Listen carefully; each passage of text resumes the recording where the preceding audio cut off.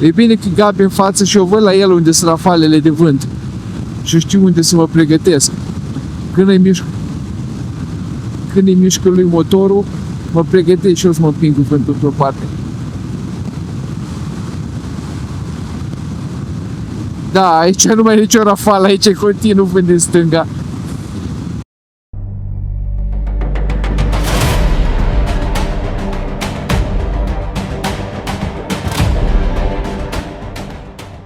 Bună dimineața internet și bine v-am regăsit cu bine Alex, Wi-Fi și Gabi pe motoare aici în frumosul și însoritul Bodo, Norvegia. De aici, de la cazarea noastră, n-am mai filmat aseară și n-am mai filmat interiorul. Am uitat să mă ocup de asta.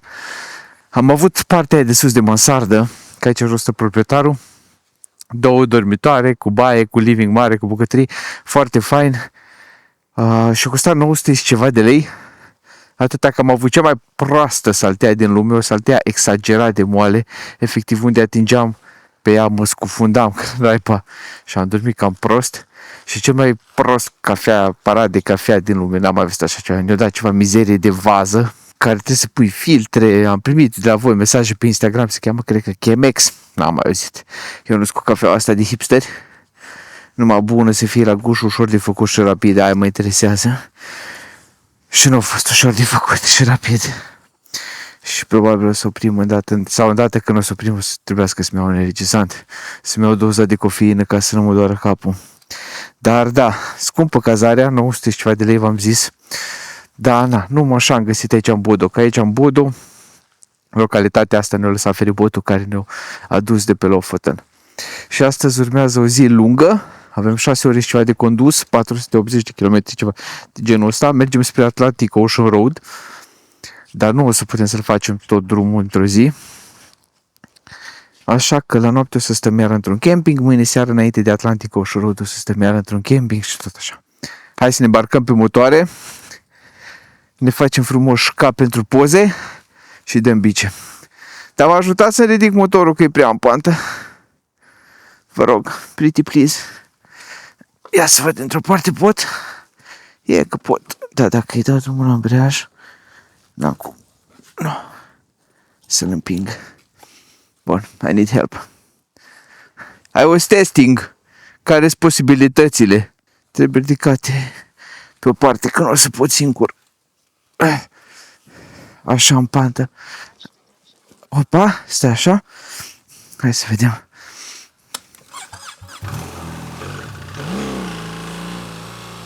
Ai, tati, mulțumesc frumos de ajutor. Vă apreciez și vă iubesc enorm. Eu zic asta lui Wi-Fi, dar nu mă aude. Când are casca încă în cap. Bun, hai. Să dăm bici Atlantic Ocean Road. Mai avem 2 ținte principale de motociclit în tura asta. Atlantic Ocean Road-ul și Trollstingle, drumul trolilor. Hai să dăm bici. O suburbie norvegiană. Liber dreapta. Liber stânga. O, ce bine cu asfalt uscat. Aici, stânga. Ceasul e 8:25.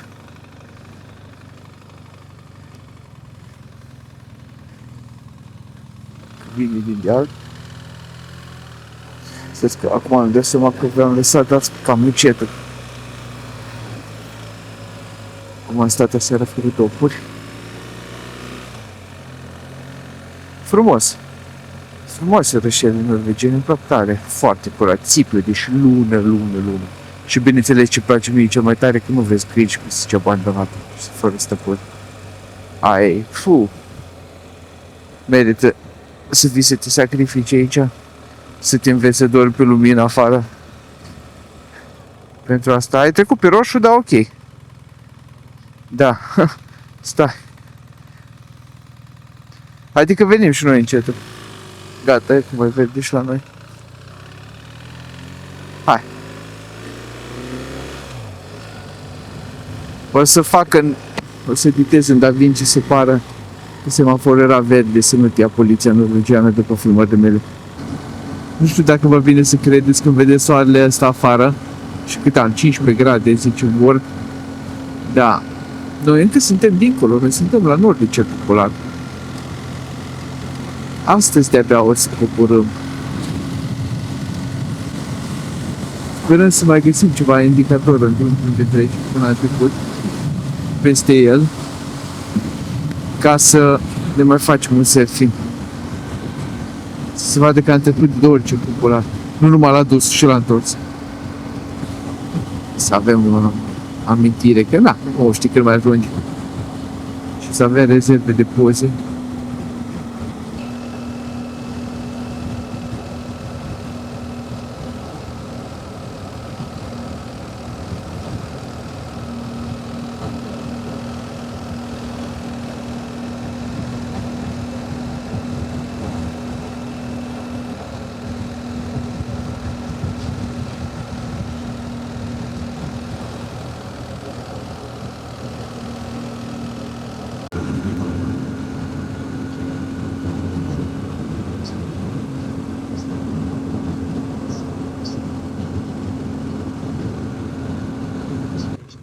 Frumos loc am oprit pentru lua polarul pe noi. Sau tu, că eu nu am ce polar să-mi iau. Ba da, am și un polar, dar nu-mi iau. Da, frumos. Ia fiți atenți aici.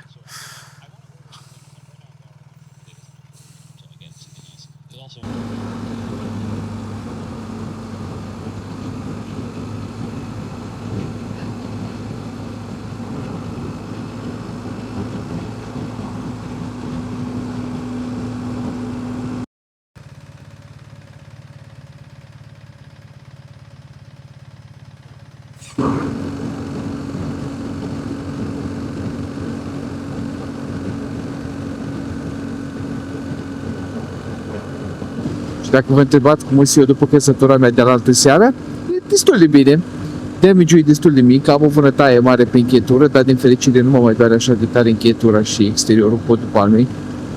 Am o umflătură la un șold și am o vânătaie aici pe coaste, dar micuță. E o vânătaie cum simți. Dar cea mai mare supărare e că îmi suruc zmenele de merino. Și am o gaură în șold aici. Nu le-am văzut, mi-a zis la altă seară când mă recupera de pe jos Gabi că mi s-a rupt, dar eu nu m-am uitat și n-am văzut nimic, așa că că nu am înțeles corect eu.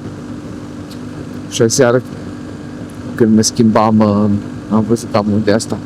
Probabil va fi nevoie să caut un acțioață până ajung acasă, că drept de alea nu am la mine și cu șoricel nu pot să le leg. Mai rău, mai problematic. Pentru mine în momentul de față faptul că sunt mușcat de ambele glezne de țânțari și mă mănâncă într-una. Mă mănâncă.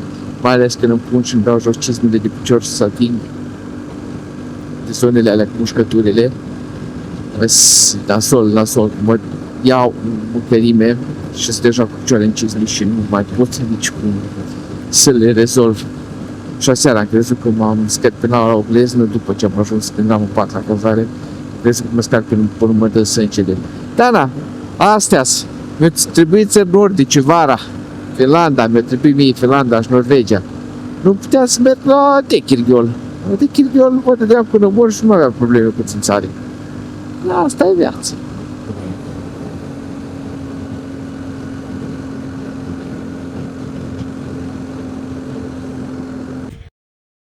Ce fain e capul ăla de urs, e un urs.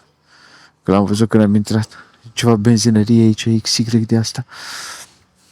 Și faine casele astea care au iarbă pe deasupra, superbe. Lemn și cu tavan de ala. Mă topesc după ele. Chiar zici că e ceva Norvegia veche. Foarte fain. Mai este un monument. Dacă vreți, ne apucăm și de hiking. Că doar am văzut că sunt echipamente aici înăuntru. Dar dacă nu, mai avem un monument pentru cercul polar. Încolo, 33 de kilometri.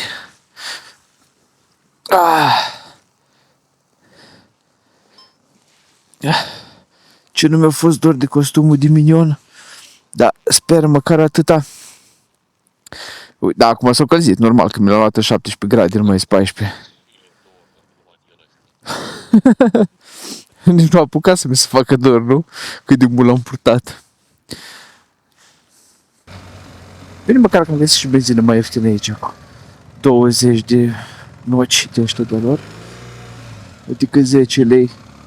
Da, 10 lei pe litru.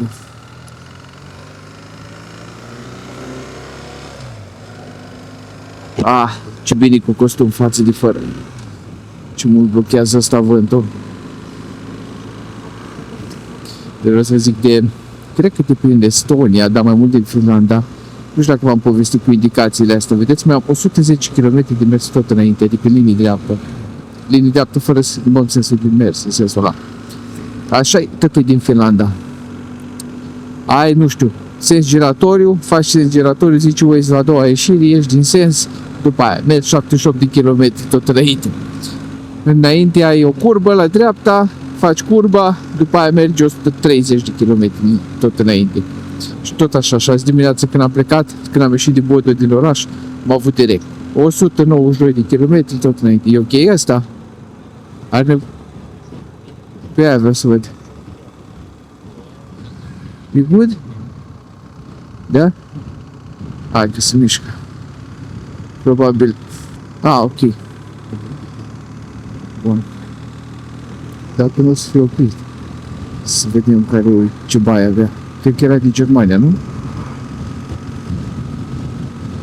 Da, vine în spatele tău. Da. Foarte. Hai, să mergem să mai trecem o dată ce trebuie. Aia ziceam. Și dimineața din Bodo, când am ieșit din oraș, am avut tot înainte 192 de kilometri. Bun. Și tot așa indicații. Și te-am uitat sărbătoresc Bela, când vorbeam cu voi, tocmai au făcut 25.000 de kilometri. 25.000 de 4 km. La mulți ani, Bela!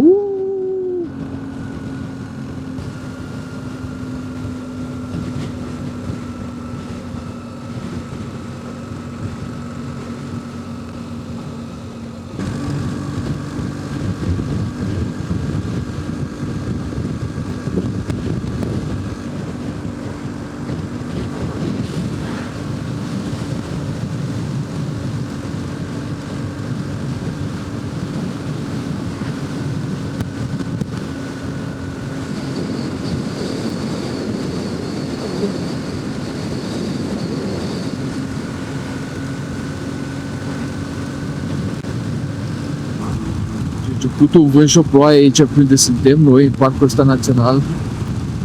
De-abia putem să ținem motoarele pe drum. Deci că pe autostradă în Ungaria, numai acolo mai e așa rău. Și mai avem câțiva kilometri până trecem înapoi cercul polar spre sud. La momentul ăsta parcă nici costumul de ploaie nu mă mai ajută de vânt. Sper numai să nu fie nevoie să iau așa 5 la strat administrat de urgență. Mă țip cuvântul din stânga. Mă doare sufletul. Cât de tare mă apasă vântul din partea asta. La picioare e bine, dă motorul căldură.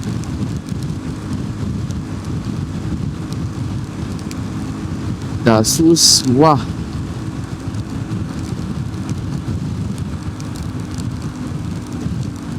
Încălzirea în manșoane 2, încălzirea în 7-2. Ce mă împinge vântul din stânga în dreapta. Da, acolo pare că se termină norul ăsta sub care suntem noi. Acolo în față, în stânga. Dar pe nu știu cât mai avem până acolo. Îmi pare rău că mi-am pus și baful la gât. Și mă bazez numai... Îmi pare că nu l-am pus. Că am numai straturile închise, bulerul de la Midlayer și de la cufumul de ploaie. Uai, ce o să ne străpească asta. Uuaaah! Și mai vine unul. Ce dracu, aici v-ați găsit voi cu tirul să vă plimbați prin Parcul Național, pe rutele scenice. Da, zice că nu crede că au ăștia rute care nu scenice. Da, dar ui. Bine, măcar că mi-a luat mănușile mai subțiri. Îmi țin manșoanele de cad la mâini și dacă mi se udă astea și nu apucă de seară să mi se suce, am celelalte mănușoale mai groase. le-am uscat într-o chestie. Sau să fac switch-ul după masă între ele. Salut, colegul! Baftă ție încolo unde mergi. E mai mult negru deja în spate decât e în față.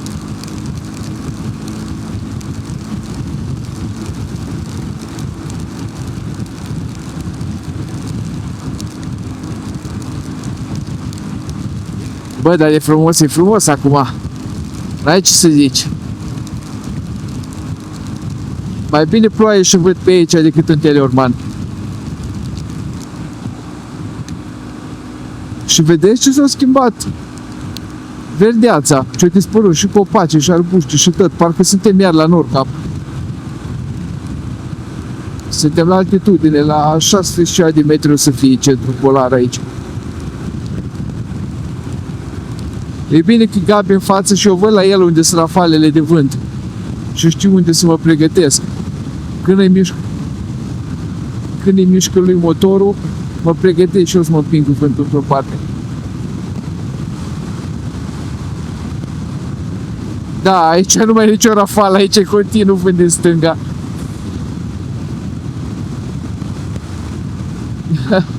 A, uite acoperișul în față, da. Ăla-i... Da. Ce să vadă? Facem și poză. A, vântul, dacă se vede în poză, da, sigur. Da, exact. A.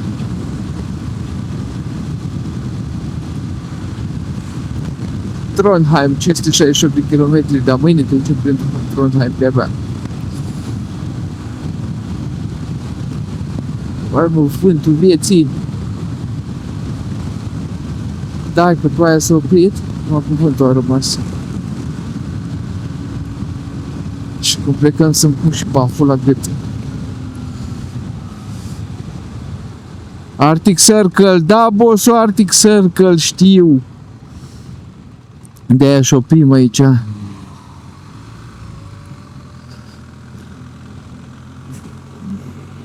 Ia să vedem, 6 de grade și 33 de minute latitudine nordică, suntem pe cercul polar. Da, aici s-a oprit vântul. Mai ciluț. Îl sacrificăm, nu, dar mai am, știam că mai am câteva.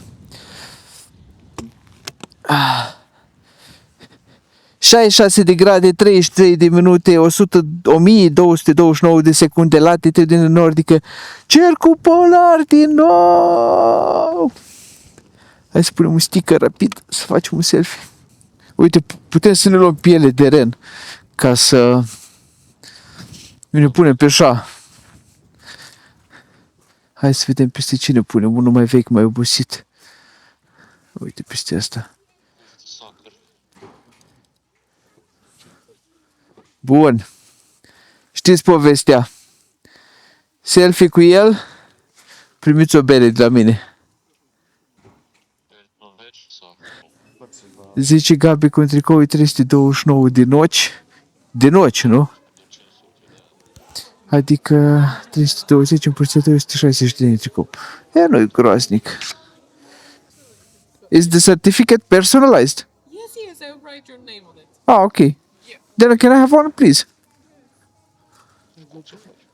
Scrie numele pe el. Okay, so one certificate, yeah? Yes, please.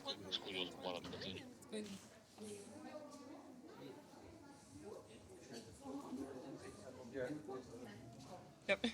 Should be correct, yes? Yes. Yes, okay.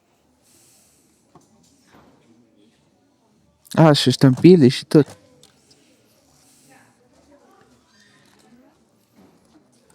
Great, thank you so much. Thank you. Mă duc să-mi duc astea la motor și vă aștept afară. No. Asta a fost. După aia să facem un selfie. Odată vă arăt cățelul ăla foarte fain care stă acolo pe bord. Și doi, tot am vrut să vă arăt. Dați-vă la guma mea spate. Sper că se vede pe video. Ce tare s-a aplatizat. Ăsta e de la Lituania, Letonia, Estonia și Finlanda. Cât am mers așa, pe drum drept, vedeți că e drept, în loc să fie rotunjit ca o gumă de motocicletă, aproape ca o gumă de mașină. Uite, și la Wi-Fi la fel. Exact, că bine, cât ăsta avem aceleași modele de gume. Hai, vamos, direcția sud! Head south! Merg acasă la Iulia și la pisicii mei! Woo! Nu știu de ce țară e asta, dar sigur e erou național dacă vine pe jos în direcția aia. La... Bă, trebuie să merg mai în mijloc dacă mă duce să mă prigă de tăt în șalț în dreapta. Da, am stat tare mult fără furtună. Cred că 10 km am coborât de la cercul polar și iar. Nu știu de ce mă tem că cam așa o să fie toată ziua de așa să mergem. Partea bună e că acum plouă mai tare, dar măcar e vânt mai puțin. Da, ploaie mai mult, e inconfortabil, dar poți să mergi ok. Vântul ăla e mult mai obositor decât ploaia. Ce l-am avut acolo sus, când nu puține pe drum, da.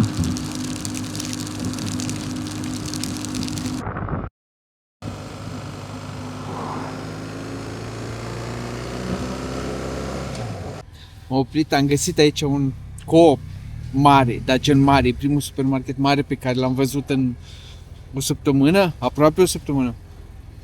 Și deja prețurile sunt un pic mai bune.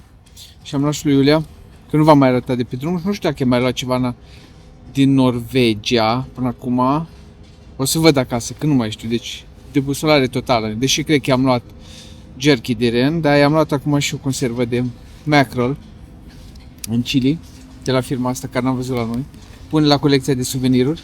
Bineînțeles că mi-am mai luat eu iar mâncare, pâine, toate pe bază de pâine. Aseară am mâncat o shawarma de la un fast food. Că efectiv îmi trebuia ceva cald, nu mai puteam fără ceva cald. Dar în rest, sandwich-uri peste sandwich-uri, wow. Și acum ce ploaie, bine, mi-a ajuns video normal, super. Trebuie să mă duc să mă ascunde, ploaie, să mănânc.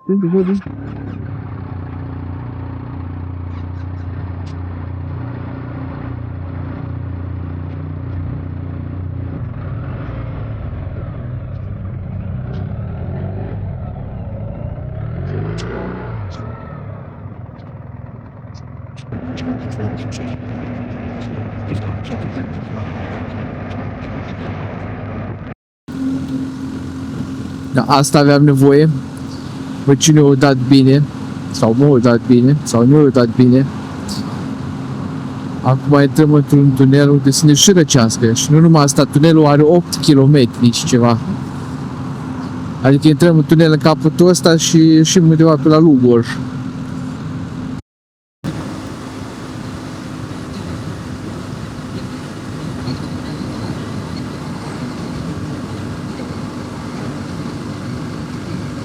Uite ce benzinărie. De toate au. Avem o treabă foarte importantă. Softie zice, e o înghețată de asta, de ți-o pune în cornet proaspătă și are tot felul de topping-uri și tot o văd în toate benzinerii și mi-era o poftă, de-abia așteptam să o încerc, azi vedem.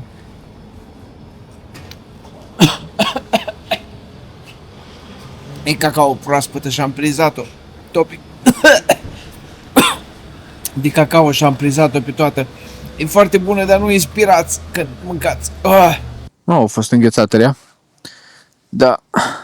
Nu știu cum se dacă au meritat 25 de lei. Și într-un fel a fost super bună că au pus cacao de aia comestibilă. Nu de aia care trebuie să o amesteci, de aia care e și bună la... Nu pot să fac asta. La gust. Da, au pus-o dracule de multă. Și atât am inspirat la ea.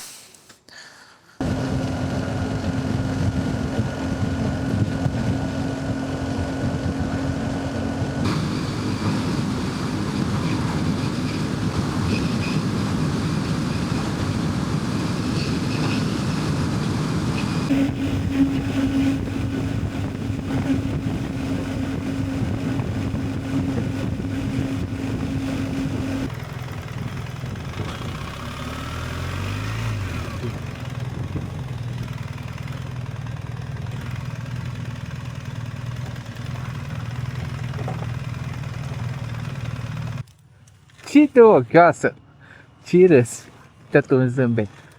Tot un zâmbet ești. Ai jucărie, am văzut, da.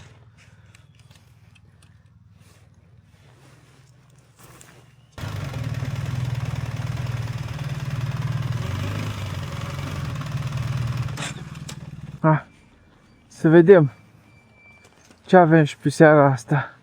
Cât de mers a mers, e timpul să și dormim.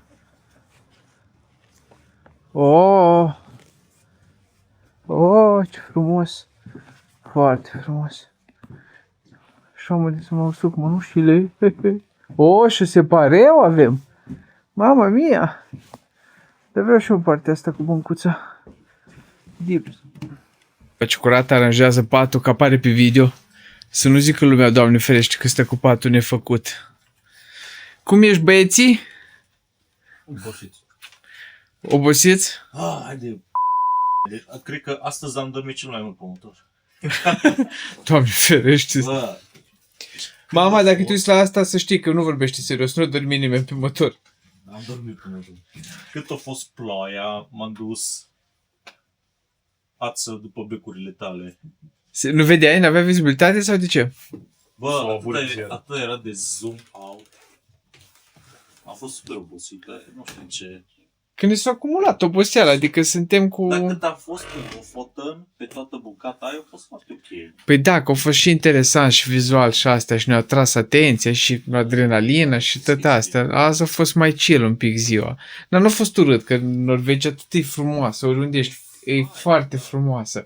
Dar azi am avut așa porțiuni, ați văzut, lungi. Am avut viraje și astea, nu e ca și cum Finlanda și mergeam drept și numai drept și astea.